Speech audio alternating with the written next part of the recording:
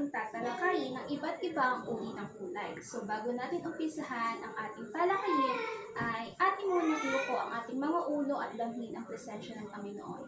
So Panginoon, maraming salamat sa araw na inyo pinagkaloob sa aming lahat. Nawa ay matuto po ang bawat isa sa amin. In Jesus' name, Amen.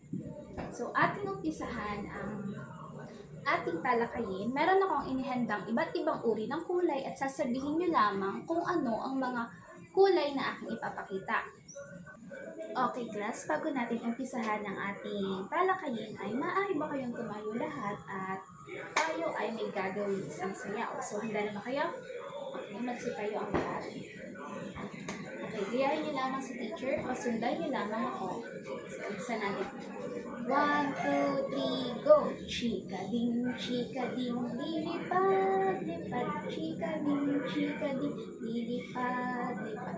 May tatlong chika-ding na dumapo sa sanga. Lumipad ang isa, dalawa ang natira.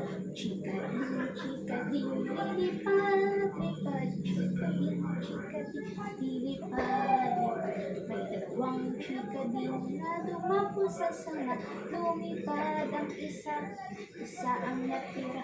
Chika-ding, lilipad, lipad. Chika-ding, lilipad, lipad. May isang chika-ding na dumapo sa sanga.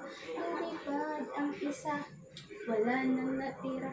Chika-ding, lilipad, lipad. Chika-ding, lilipad, lipad. Okay, maraming salamat mga bata. So, maaari na kayong umupo at inyong damputin ang kalat na inyong nakikita. So, umpisahan na natin ang ating talakayin.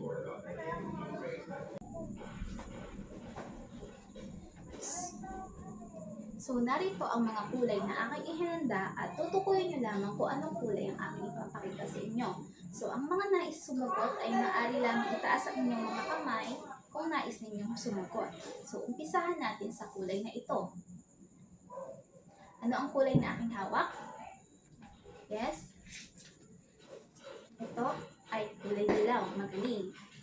At ito naman ay mahusay. Ito ay kulay asul. At ang ating huling kulay ay magaling. Ito ay kulay pula. So, ang gagaling ninyo mga bata at dahil dyan ay bigyan nyo ng tagi-isang very good clap ang bawat isa. Okay, sabay-sabay tayo. 1, 2, 3. 1, 2, 3. Very good, very good, very good.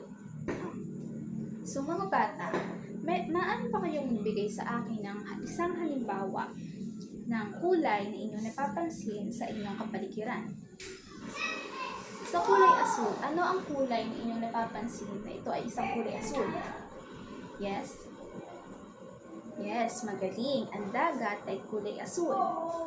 Sa kulay dilaw, ano ang bagay na inyong napapansin sa inyong kapaligiran na ito ay isang kulay dilaw? Yes? Okay, very good. Ang saging or banana ay isang kulay dilaw. Susunod naman ay yes? Okay, very good. Ang apple ay isang kulay dilaw. Ano pa? Ano pa ang kulay na napapansin nyo na ito ay isang kulay pula? Yes? Okay, very good. Ang cherry ay isang kulay pula.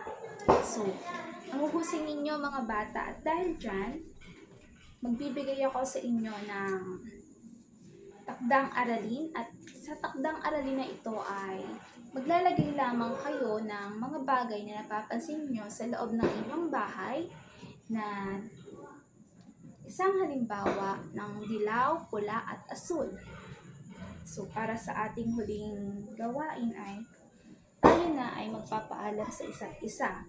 At bago tayo lumabas ng classroom, iyuko muna natin ulit ang ating mga ulo at damhin ang presensya ng Panginoon. Ama, maraming salamat po sa isang araw na inyong ipinagkaloob niyo sa amin upang magsama-sama at matuto ngayong araw na ito. Maraming salamat po in Jesus' name, Amen. Okay, maaari na tayong mag-uwian.